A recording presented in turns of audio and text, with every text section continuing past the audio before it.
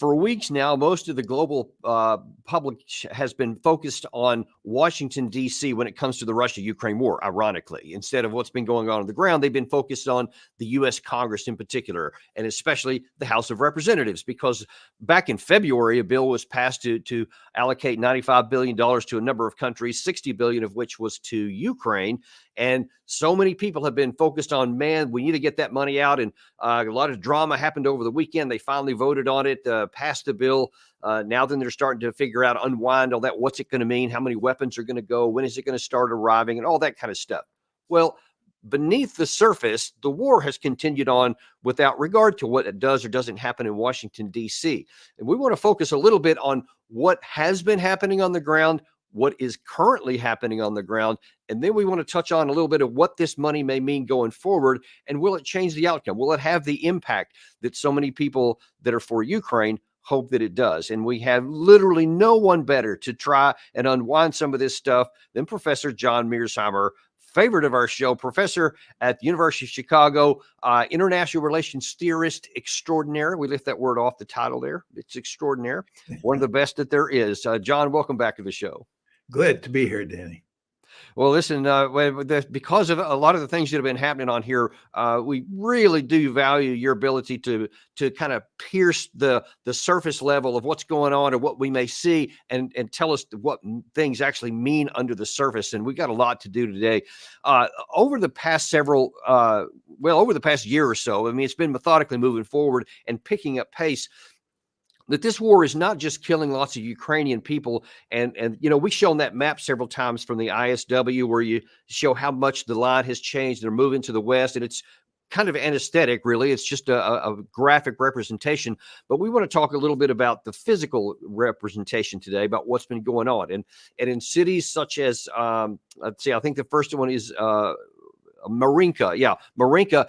Gary, throw those videos up there. This is one of the towns has been under siege for quite a long time. This one here is the pictures here is from January 23, so quite a while back, but it's been a scene of fighting, and it was only completely cleared by the Russians just a few months back. But when you're looking at some of these images like you're seeing here remind me of some of the images I saw after Hiroshima in World War II, where everything was just flattened and hardly any walls are even standing in many parts of it here. And then, of course, into Bakhmut, when that battle took place, that was a 9-month battle, which was Russia methodically worked through. And again, hardly any buildings left over. You can just see it. It's just hard to imagine. These images here are from June, but the battle, in some regards continues on. Russia still uses some of it today to hide troops, ironically, in some of those theaters. And then most recently there was Avdiivka, which was, again, many months in the making, but you see the destruction, which Gary will throw up here in just a second. I mean, almost all these, I could just take the names off of them and just put them up there, and you wouldn't even know there's any difference, because the bottom line is it is just wreaking absolute devastation and destruction on the ground. And that is the real consequence of this, is that all the time this war is going on, Ukraine territory is just getting obliterated on top of the human casualties. And I just wonder, when you think about these things and when you think about the course of the war and you see these kinds of images, what does that make you feel like, and what do you think when you're in terms of where the war should go? Well, when I see these images, what it tells me is that this is a good old-fashioned war of attrition, where you have two armies that are basically standing toe-to-toe and pounding each other. And a lot of the talk these days is about how much territory the Russians have captured or have not captured. And I think that territory matters. There's no question about that. But it's not the principal indicator of what's going on between the two sides. And I think the Russians are not that interested in conquering territory. There's talk about them using human wave tactics and pushing forward and trying to break through and failing and so forth and so on. But actually, that's not what the Russians are doing. The Russians are mainly relying on their artillery and their air power to inflict massive casualties on the Ukrainian army. and excuse me, and try to collapse that army if they can. They're not that concerned with capturing territory. But regarding the pictures that you just showed, the fact is that the Ukrainians have a good number of well-defended positions in cities in the eastern part of Ukraine. And before the Russians can move forward and before the Russians can win this war of attrition, they have to beat the Ukrainians in those cities. And that's what they have been doing. And they have been using huge amounts of firepower. Again, not human wave tactics, but when you use huge amounts of firepower in cities, as you know better than I do, Danny, the end result is that you destroy most of the buildings, most of the infrastructure in those cities. And that's what's going on here. Yeah, and really to your point, you just said there about artillery / rockets and air power. There has been some advancements in recent days. There was a lot of talk earlier in the war that where's the Russian Air Force? They're not out here. They aren't as good as what everybody thought, or that the Ukraine air defense was better than they thought. Well, that started to go away maybe as much as a year ago, but it's been picking up speed a lot. And that is one of the big reasons, the lack of tactical air defense for the Ukraine side, and the Russians are taking advantage of it. This is from Alex from History Legends on a video he just released yesterday, showing here is the current issue and how Russia is succeeding in the air. What made Ukrainian counterattacks difficult, just like in Chasiv Yar, was Russian aviation. On April 15th alone, 6 Russian attack helicopters fired a total of 240 unguided rockets at the enemy. This clearly shows the impact of Ukraine's lack of air defense capabilities. And if they don't find a solution pretty quick, it's just going to get worse from there. And that's on rotary wing helicopters moving in here, which tells you a lot, because as someone who used to was in an armored unit and actually had attack helicopters in our formations, those things are very vulnerable, and we always had them far over our shoulder, and only if we were able to clear the tactical air defense from the enemy above. And the fact that they're now in fairly large numbers that close to the front tells me that Russia has successfully gotten rid of most of that. I'm sorry. Yeah, you wanted to say something? I just want to jump in here very quickly, Danny. In the video and in your comments right before the video, a lot of emphasis was put on the deteriorating air defenses that the Ukrainians have. In other words, they can't shoot down helicopters or aircraft like they could earlier in the war. I think that's correct. But there's one other element in this story, and it may be even a more important element. And that is that the Russians have taken these dumb bombs, these mini dumb bombs that they have.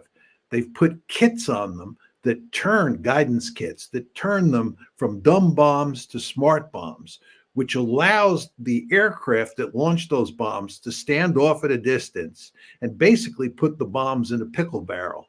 And this has had a devastating effect, not only on the frontline Ukrainian troops, but on infrastructure and troop concentrations right behind the front lines and even deeper into Ukraine. Yeah. As a matter of fact, John, we actually have some video on that. I'm gonna get to that in just a second, but to underscore how impactful it is on the ground, I'm going to have another video here by a guy named Weeb Union. I'll just warn you before, he's got a pretty strong accent, so it's kind of hard to follow along with some of the stuff he's saying. But what you're going to see is, again, very recent imagery and graphic representation of what the Russian is doing on the ground. And what you'll see is depicted here. This is just west of Avdiivka. So after you saw that imagery a while ago where the Russians took Avdiivka, they didn't stop there. They've continued to go forward. Now that you'll see, as of today, there is a significant penetration deep into the Russian-Ukrainian lines, and he's going to show you on the map, even if you don't understand all the stuff he says, what's going to happen next. Check this out. The Battle of Attrition here in the northern flank of Avdiivka is extremely important for the following weeks in the west of Avdiivka. We see that the Ukrainians had their 3 lines of defense west of Avdiivka. They had Stepove, Berdishi, Semenivka, Orlivka, Tannenke. The Russians captured Lastochkine, Sheverne, Tannenke, and Orlivka, which moved the Ukrainians on to the second line, which was Berdishi, Semenivka, Umanske, Yestrodivka, and Netelove. The Russians are close to capturing Semenivka and Berdishi and have bypassed them to go on to the third line of defense of the Ukrainians, which goes to Ocheretine, Novokhmativka, and so on, all the way here to the western parts. It is likely that the Russians, with the control over Ocheretine and Novokhmativka, would pass over this third line of defense, capturing the northern parts of it, before moving on to the western parts to gain full control over this arch here in between the northern parts of Avdiivka to the lakes here in the western parts and Nitelova in the south. At the same time, the Russians will fight over Nitelova here to the south before moving on to Yasnobrodivka and Umanske. Taking control of this entire zone to the west of Avdiivka will allow the Russians to use Avdiivka and Donetsk to develop further offensive operation here in the area. Interesting thing also, John, I spoke with Alex of History Relations. We've had him on our show several times. And he said one other thing that's making those rapid movements forward, because this is not I guess a stalemate, as some call it. You see there's significant, you see these towns and villages are falling one right after the other. And now Russia's made a deep penetration from which they can then branch off and flank some of these other units, which will almost certainly cause the Ukraine side to fall back further.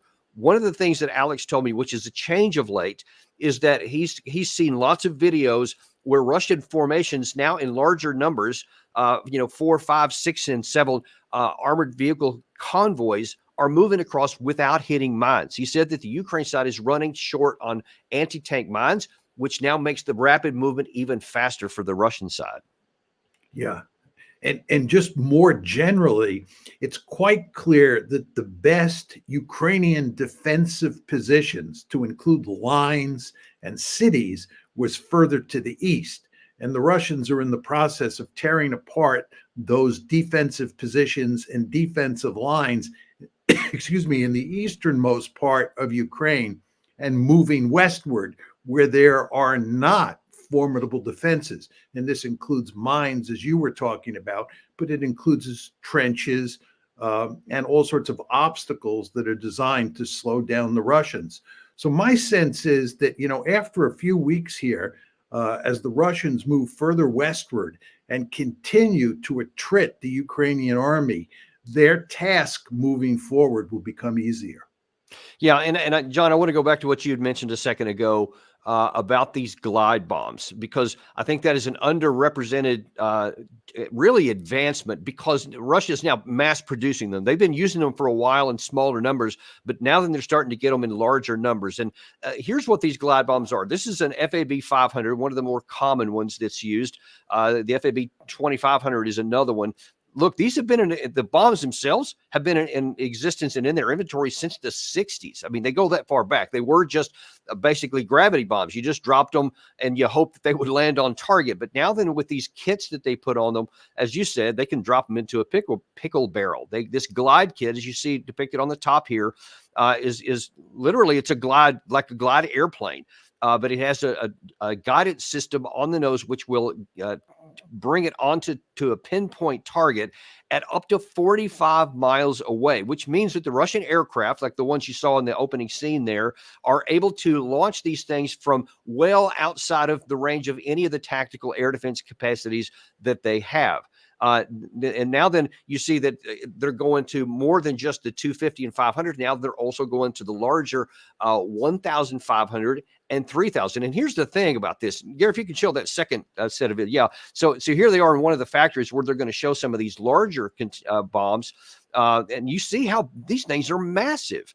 I think the ones on the left are the 1500s, if I'm not mistaken. I think they'll show that in a second. But these things are just gargantuan. You're going to see some of the results of what these things look like when they hit the ground here. And you'll see why the destruction that we showed you in the opening scenes are happening. Just look at that. That's from one bomb that goes in, can just devastate an area. Now Russia is launching, many scores of these things every single day, sometimes even in the hundreds in some areas. There's no defense against these. The Ukraine side can't shoot them down because they're just gravity bombs that literally glide onto target. And when Russia could continue to mass produce these things and bring them in almost, unabated, and the Ukraine side can't shoot down a glide bomb, or they can't hit the aircraft that's launching it because they can't reach it out that far. the Ukraine side, aside from the artillery shells, and we're going to talk about the significance of that in a second, that's not their biggest problem. Their biggest problem is the inability to shoot down these glide bombs. Yeah, when I was in the Air Force way back when, and then when I was a graduate student, I studied bombing quite carefully, including the launching of nuclear weapons, as well as conventional weapons against particular targets. And what you end up caring about is accuracy, number one, number two, the size of the bomb, and number three, the hardness of the target. And what we have here is a situation where the accuracy, which really matters, is terrific because they have been, these dumb bombs have been turned into glide bombs. And then, as you showed in the video, those bombs that they're dropping pack a lot of punch. These are huge bombs that are very accurate. And then when you talk about the hardness of the target, these are basically unprotected targets. So when you put the bomb in the pickle barrel, you're going to destroy the target, whether it's infrastructure or it's troop concentrations. And when you have lots of bombs and you're dropping them every day, the consequences over the long term are going to be devastating for the Ukrainian forces.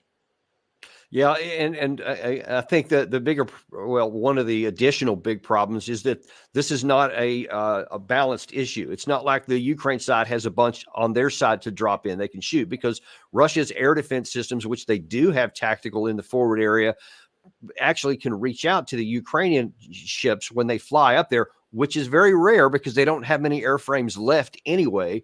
So this is a very one-sided issue there. And I as a military person, I just don't see an answer to this and what the Ukraine side can do. So we just had this big, package passed in Congress, that's going to allegedly free up lots of artillery shells, which will be desperately, grateful by the Ukraine side. But firing, a 155 millimeter artillery shell that I can hold in my hand with ease and a FAB, 1,500 kilogram bomb, those things aren't equal. And I don't know that it's going to matter that much. Yeah. I mean, the problem is that we're not going to give the Ukrainians anything that is an antidote to these glide bombs. The glide bombs are going to continue to be dropped on top of the Ukrainians. There's nothing that can change that. We're going to apparently give them artillery, and we're going to give them some air defense systems, which can shoot down aircraft or shoot down drones or shoot down cruise missiles.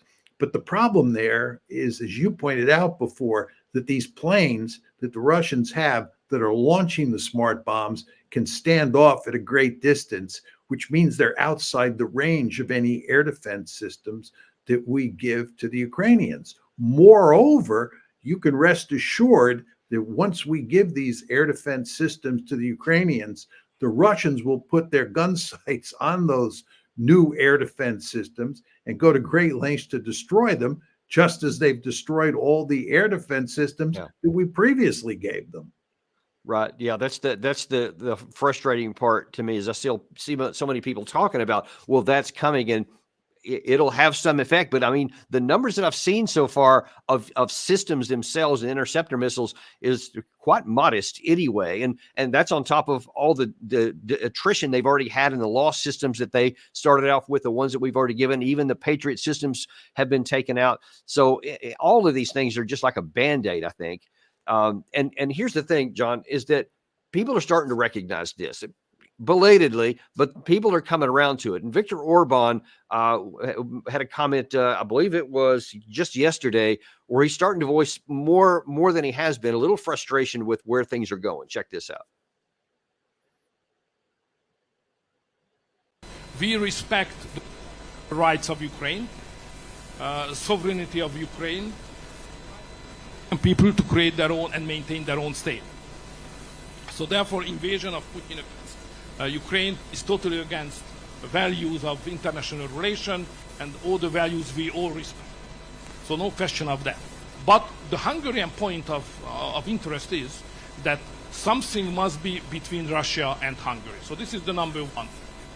So we support Ukraine to survive somehow, which is questioned because Ukraine is not a sovereign state. Ukraine is now just protectorate of the West.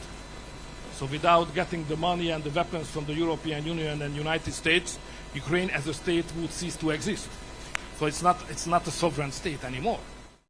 He's just saying what's true, not what anybody wants. And most of the other Western statesmen are all saying what they want to be true, not what is true. But you see, I think some frustration on the Hungarian side, even more than it has been, is that, look, we want a rump state. We want something in between us and Russia. We don't want NATO to be right on the Russian border anyway. And he's just saying, look, the way things are going, all these things we keep showing with the methodical movement west, the destruction of the Ukrainian army, now then the proliferation of these FAB bombs. I mean, the writing's on the wall, and he sees it, and he's ready to have some kind of a negotiated settlement, it looks to me like. Yeah, I think that Orban's instincts on the need to settle this one as soon as possible are correct. And you and I both agree on that point. But I think Orban is wrong in his hunch or his assessment that the Russians are going to go all the way to the Polish or Hungarian or Romanian border and conquer all of Ukraine. I don't think they're going to do that.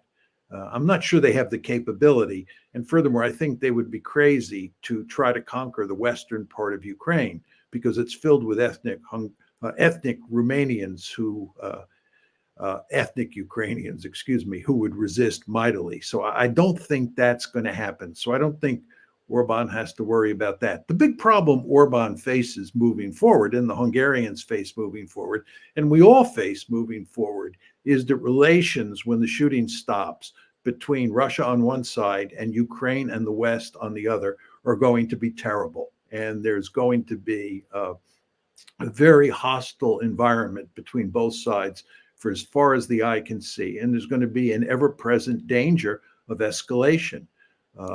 This is another reason that we should try to settle this now and do it on terms that go some way to ameliorate relations between Russia on one side and the West on the other. But we're actually heading in the other direction. Yeah, we are. And for sure, that's what we should be doing because every bit of graphic physical evidence screams that. But I'll tell you who doesn't think that, and that's Volodymyr Zalinski, who after this package was announced by Congress, gets eager about talking about what his next 4 priorities are going to be. The 4 priorities are key: protection of the sky, modern artillery, long-range capability, and ensuring that the American support packages arrive as quickly as possible. So he's like, okay, now then we can get back to all these 4 things so that we can start methodically doing things. But number one, he doesn't look at the fact that what's actually been passed is really amazing to me. $60 billion, as J.D. Vance wrote in the New York Times last week, in comparison with the $200 billion that has already been provided up to through 2023 offensive operations, which did nothing but break their teeth on the Russian defenses. We won't regurgitate that.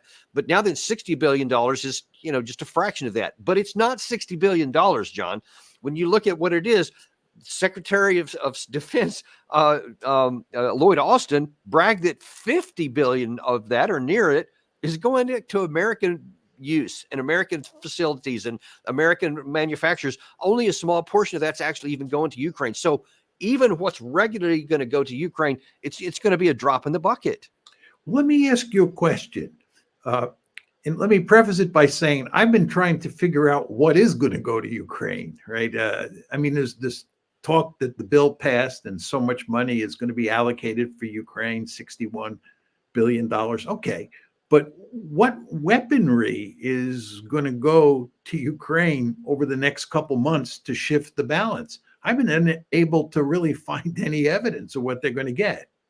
Yeah, you see on this screen here, the second category there, 11.3 billion. I'm sorry, no, the third one, 13.8 billion for the procurement of advanced weapon systems and defense articles. And what I've heard is specifically, I think 2 of the priorities that Zalinski talked about there, which were artillery shells and interceptor missiles for air defense, but no talk so far of how many. And that is absolutely vital, because we've already seen that we've given somewhere around 3 million artillery shells to date. And again, you see all that's doing is maybe slowing down Russia's offensive move to the west. So how many more are we talking about now? And if it's less than 3 million, one has to ask, How's that going to help? And I assure you, it won't be anywhere near 3 million. When I see the word procurement in that slide that you put up, I say to myself, does procurement mean, this is the third bullet point, 13.8 billion for the procurement of ... What does procurement mean? That they're going to have to go out and buy these weapons, build these weapons, or are these weapons already on the shelf? I have no sense that there's this panoply of weapons that are on the shelf. And now that the money's been passed, all they have to do is take the weapons off the shelf and give the weapons to the Ukrainians. And the fact that nobody in the administration is talking about what weapons they're going to get real soon makes me think that there are hardly any weapons on the shelf. Well, here's what I did here just hours ago. There's going to be some number of Bradley fighting vehicles, M113 vehicles, which were in use when you were serving in the Army, and some more Humvees. So that's the first thing, and that's what's coming to the rescue quickly. Apparently, they've got those packages ready to go. But I mean, those are just minor helps on the set. That does nothing to stop what Russia's doing that we've shown. Yeah, they want artillery pieces. They want artillery tubes. They want artillery shells, lots of shells, and they want air defense systems.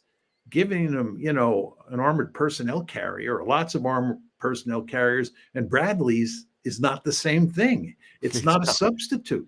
The truth is they don't really need many Bradleys. They just get shot to doll rags anyway. They need artillery. I know. And I just don't have any sense that we have an inventory ready to go that's going to solve the problem.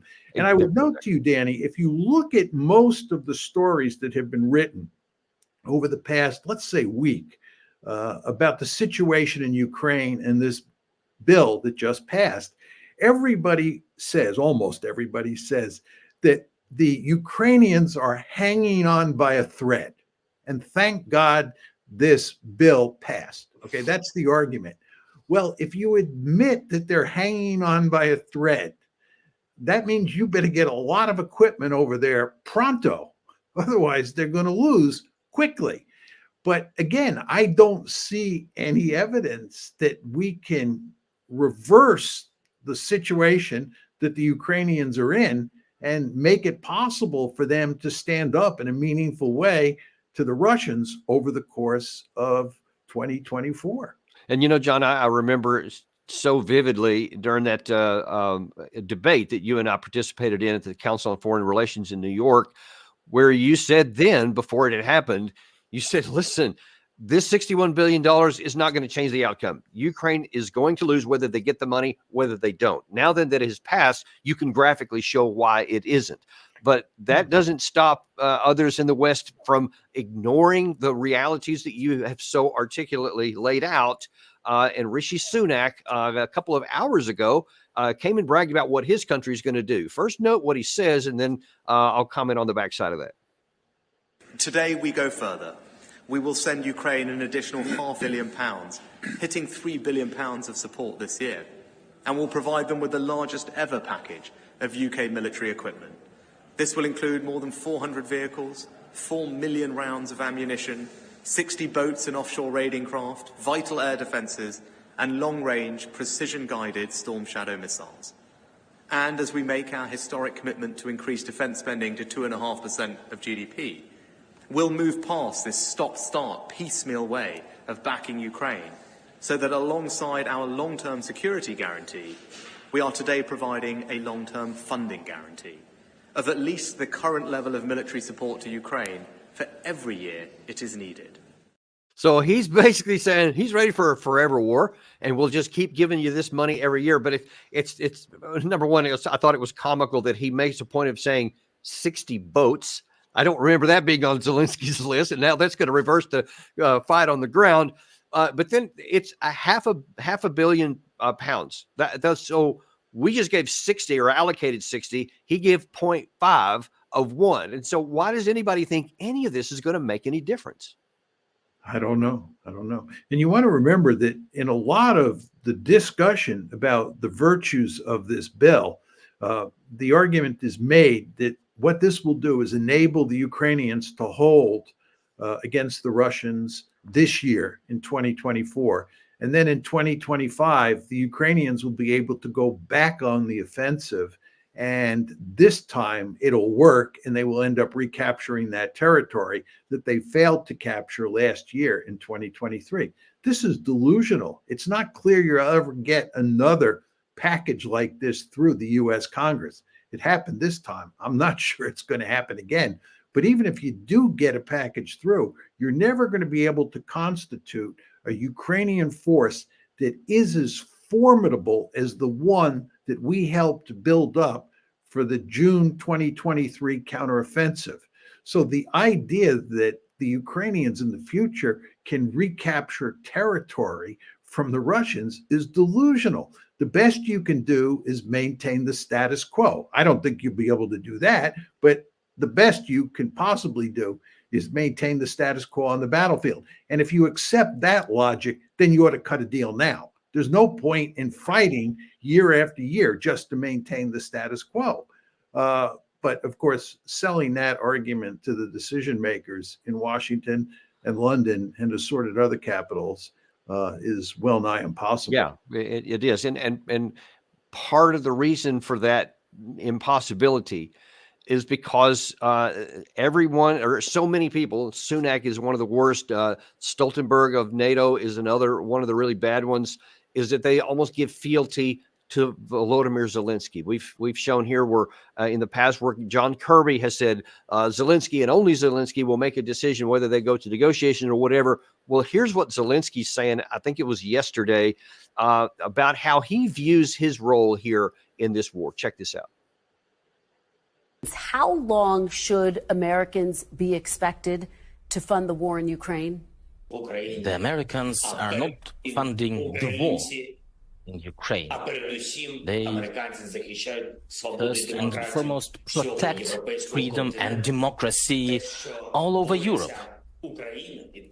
And Ukraine is fighting, and Ukraine is sending its best sons and daughters to the front line, and it reduces the price for all Europe, for all NATO. It reduces the price for everyone, including the US.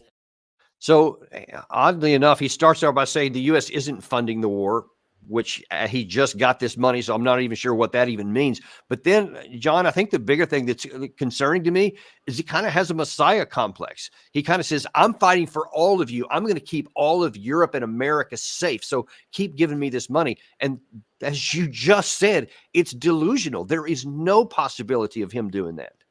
But what he is saying is effectively what American figures in the establishment have been saying for purposes of getting this bill passed. They were arguing that this is really a fight about freedom and democracy. The other side of the bad guys, we're the good guys. Our, regime type is on the line. And furthermore, if the Russians are successful in Ukraine, then they will attack into Eastern Europe and eventually into Western Europe. And therefore, what the Ukrainians are really doing is fighting our battle for us. They're defending the front lines. And this is effectively what Zelensky was saying, and it is very similar to what, Secretary of Defense Austin, Secretary of State Blinken, and President Biden have been saying. So I don't find it unusual. But of course, it is delusional.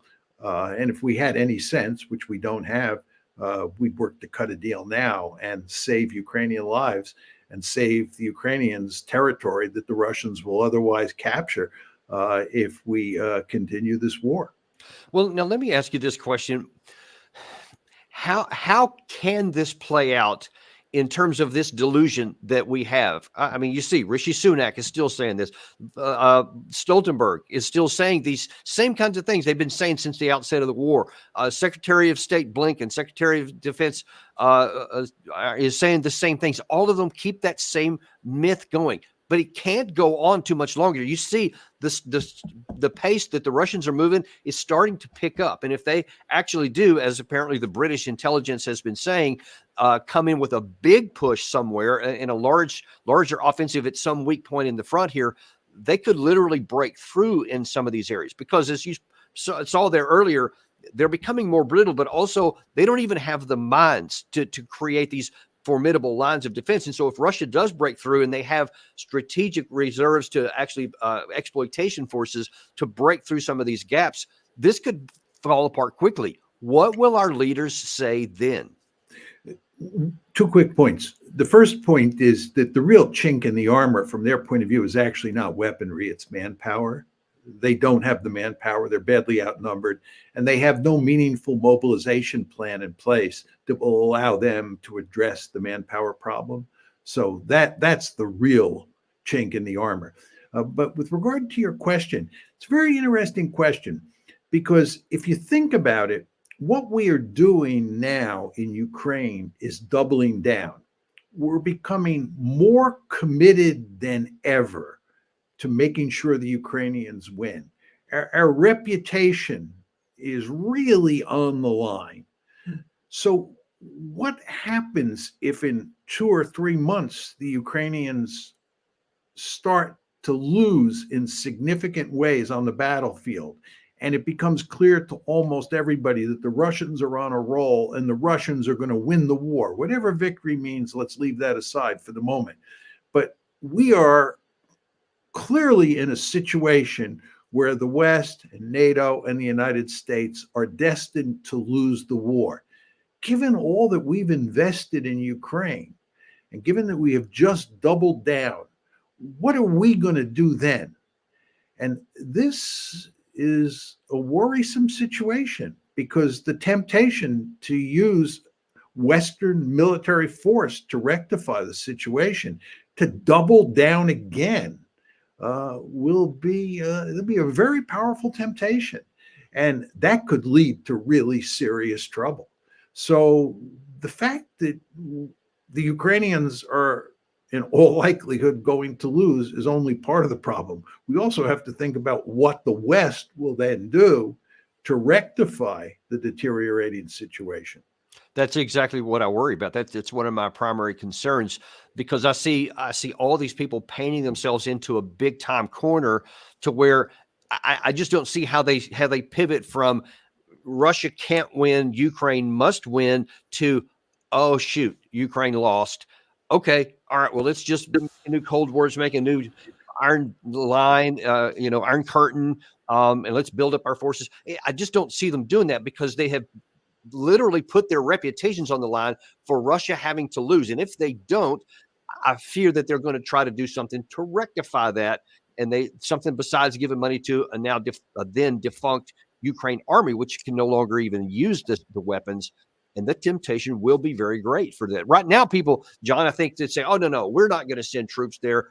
Biden has said we're not going to. Even Macron says, oh, well, it's just theoretical. Well, if they get faced with, you have to acknowledge the loss or do something different, it's not theoretical anymore. Yeah, it's, just to go to the Iran-Israel conflict and what happened on April 14th, when the Iranians attacked Israel, it's very important to understand that the United States was deeply involved in that fight. There's some reports that roughly half of the Iranian drones and cruise missiles were shot down by the Americans, not by the Israelis. Furthermore, it was the Americans who put together the coalition of countries that dealt with that Iranian offensive. You know, the Jordanians, the Saudis, the French, the British, the Israelis, and the Americans. The Americans were in charge.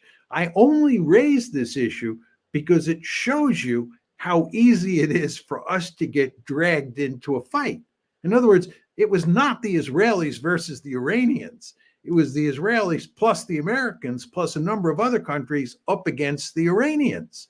So you can hypothesize situations where Ukraine collapses or begins to collapse, and we feel we have no choice but to get directly involved, maybe in a subtle way, but nevertheless directly involved. And then you get into the whole business of escalation and what that looks like.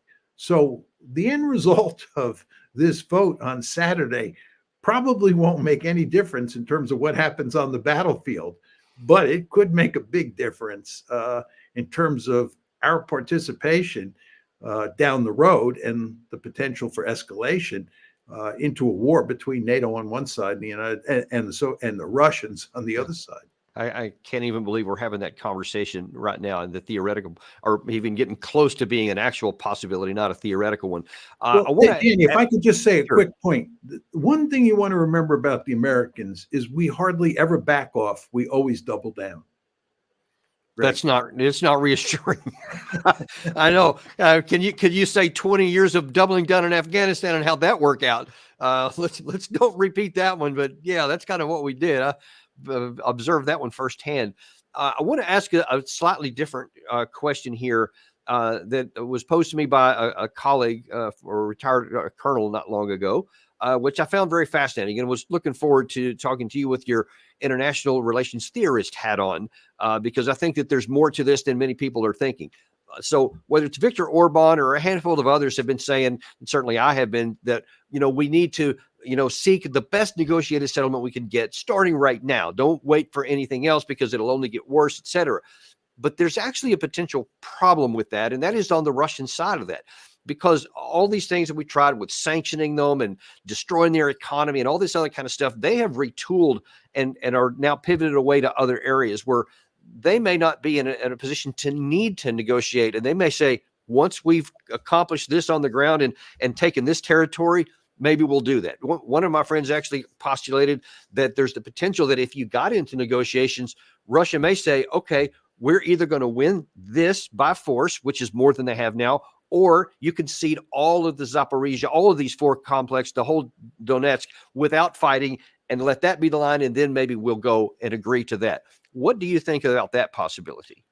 I think the argument that you're putting forward, that your friend put forward to you, is a powerful argument. I fully understand it. And what this tells me is that we cannot adopt a negotiating strategy that's filled with half measures or is half-hearted.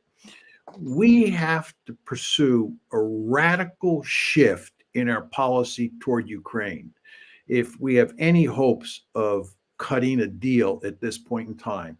And that means we have to say categorically that Ukraine will not become a member of NATO. And number two, we have to sever completely the security relationship between the West and Ukraine, and especially the security relationship between the United States and Ukraine. The Russians have to be confident that Ukraine is going to be a neutral country and that the Americans are not going to welch on the deal.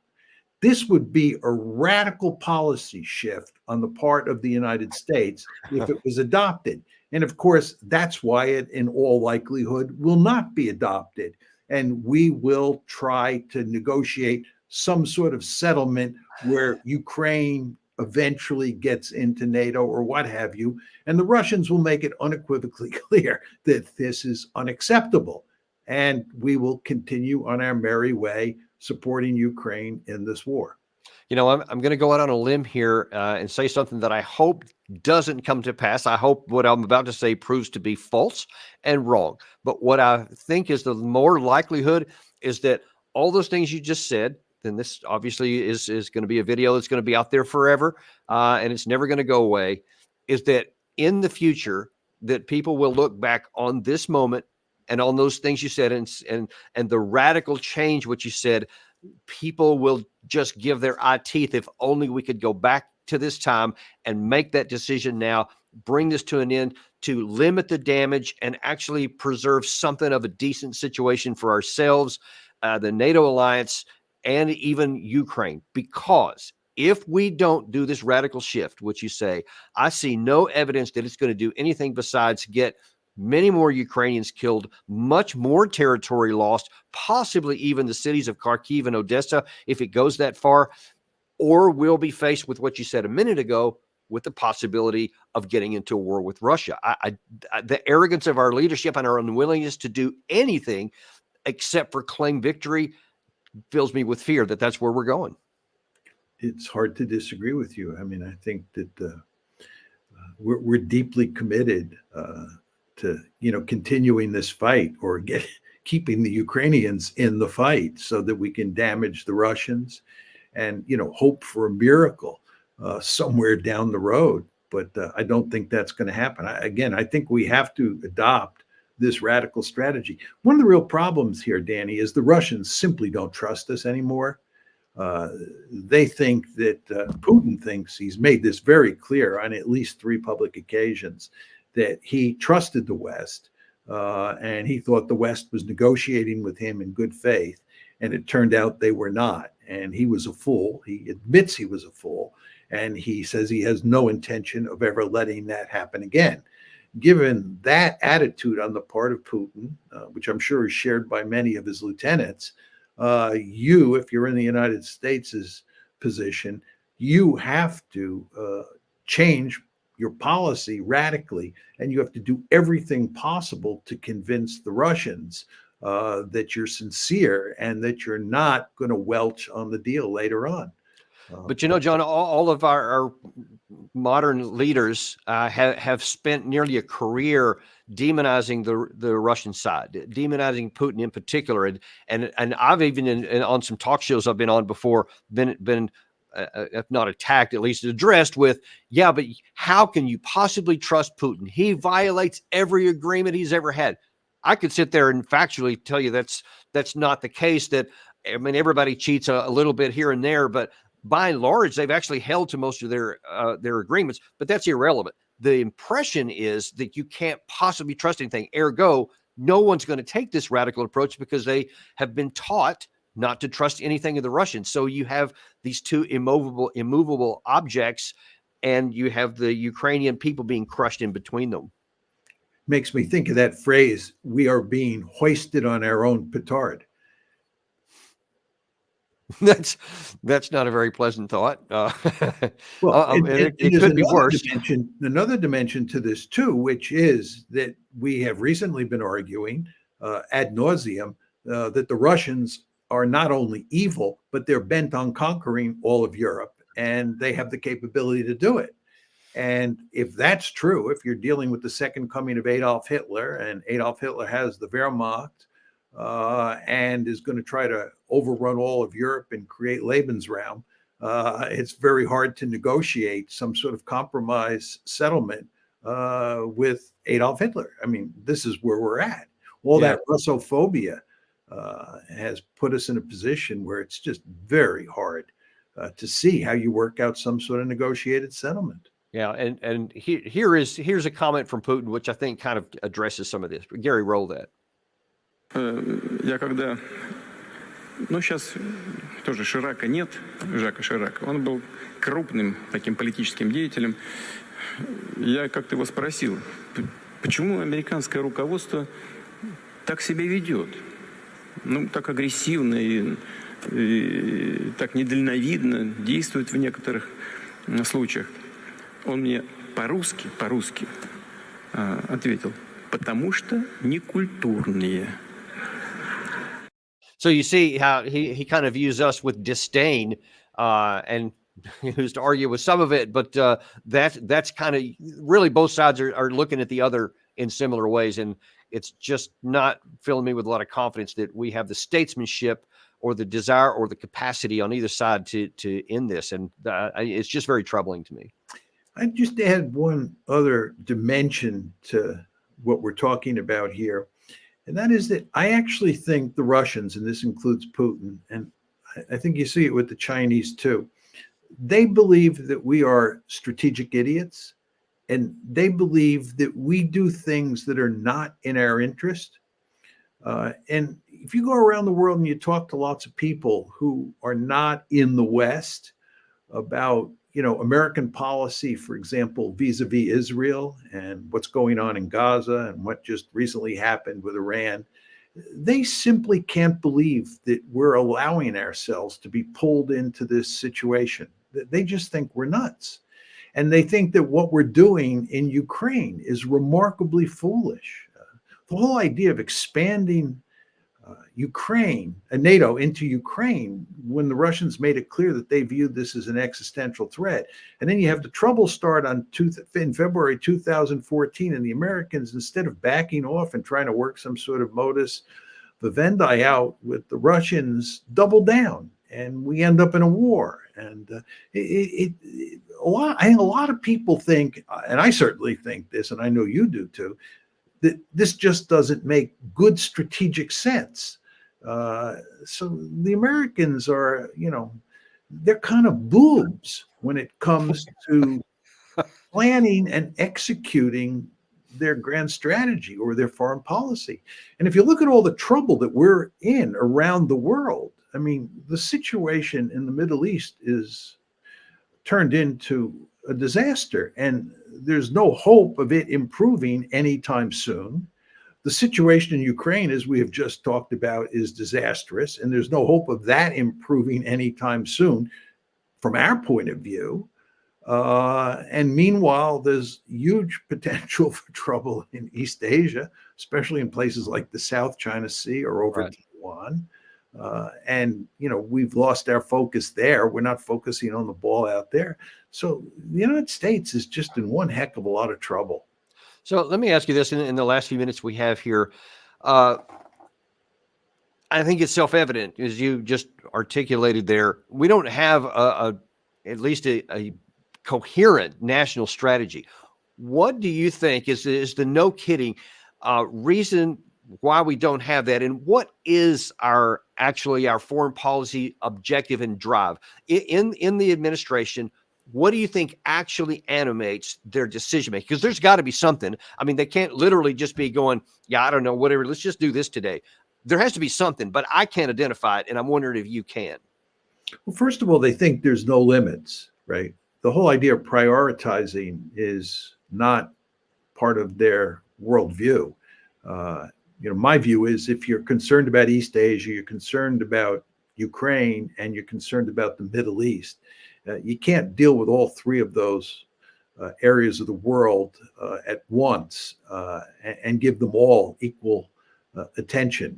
You have to prioritize, but that's not the way the United States thinks. The United States is run by people who think that we can run the world and we don't have to prioritize. Second thing is that I think that the American foreign policy establishment is filled with people who don't have a good sense of the limits of military force. They think the United States is incredibly powerful from a military point of view, and it can wield that military instrument in really effective ways to get what it wants pretty much everywhere on the planet. And if it doesn't use military force, it can use economic sanctions. And those economic sanctions are a deadly effective weapon. And I think there's no question that if you're a great power like the United States, you do want to have a formidable military. I think you do want to have the most formidable military on the planet. But I think it's very important to understand that there are huge limits in terms of what that military can do for you. And if you wander into places like Iraq or Afghanistan, you want to understand that you're going to get yourself in a lot of trouble. And the military is not going to provide a magic weapon for solving most of the problems you face in Iraq or in Afghanistan. But I think most American elites don't really have that healthy appreciation of the military instrument. Yeah. What's happened here is we have a foreign policy that is concerned with running the world, not prioritizing, and using lots of military force or economic sanctions to get our way. And what's happened is that new centers of power in places like China and Russia and even India have come online. And furthermore, you have adversaries who have lots of missiles like Hezbollah and the Iranians. And this makes it very difficult for us to get our way and to execute this foreign policy that we've designed. And we don't seem to learn. I think this is due in good part to the fact that we have hardly any accountability in the American system. People don't get punished for their mistakes. They go to a think tank after they're done, then they come back in the next administration. So there's little accountability, little learning, and this, I think, explains in part, it's just a partial explanation, but Yeah, I but think it's a it big part. explains in good part, why we're in such a mess today.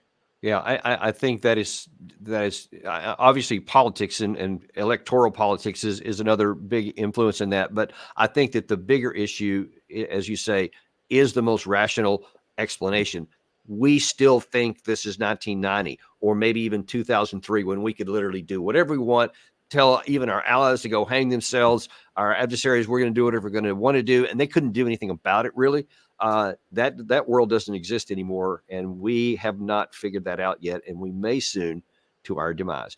John, thanks so much for coming on today. It's always an absolute pleasure to have you come on and provide some of these great insights that, even oftentimes on our channel, we don't get into unless we have you on there. So we're very grateful for that, and look forward to seeing you on the next episode. My pleasure, Danny. Thanks for having me on. And thank you for you guys joining us too. We're always very grateful for you coming and join us. We do ask you to like and subscribe if you haven't already. It really means a lot to us. Also, here in just best about an hour from now, Doug McGregor is going to come on. He's going to talk about what Ukraine aid signals to the world. So we're going to look at a different aspect of this. Definitely don't want to miss that. Come back and join us at 3 p.m. Eastern time today, and we will see you on the next episode of Daniel Davis Deep Dive.